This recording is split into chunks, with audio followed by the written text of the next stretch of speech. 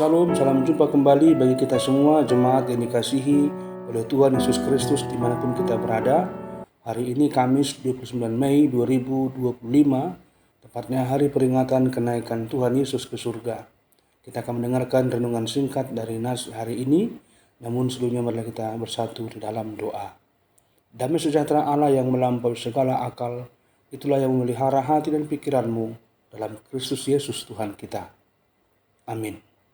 Firman Tuhan bagi kita pada hari peringatan kenaikan Tuhan Yesus hari ini tertulis dalam Efesus pasal 1 ayat 15 sampai dengan ayat 23. Namun saya akan membacakan ayat yang menjadi tekanan dalam nas ini dari ayat 19 dan 20. Dan betapa hebat kuasanya bagi kita yang percaya, sesuai dengan kekuatan kuasanya yang besar, yang dikerjakannya di dalam Kristus dengan membangkitkan dia dari antara orang mati dan menundukkan dia di sebelah kanannya di surga.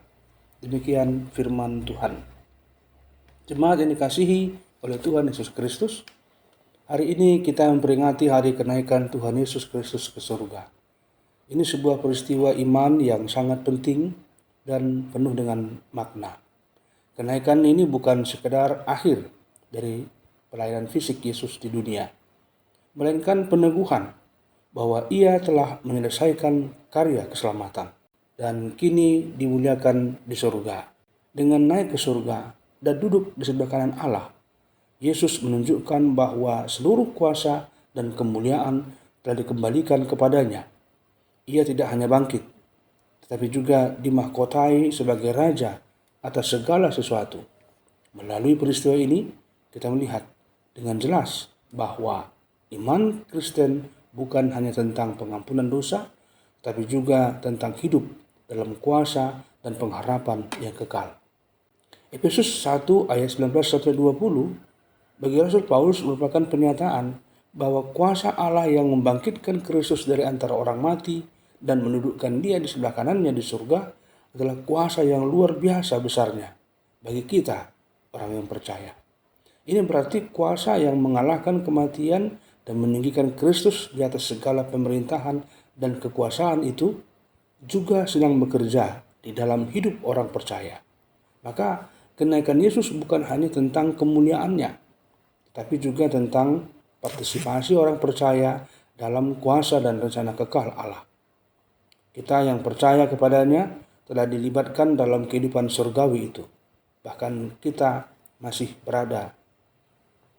ketika kita masih berada di dunia ini.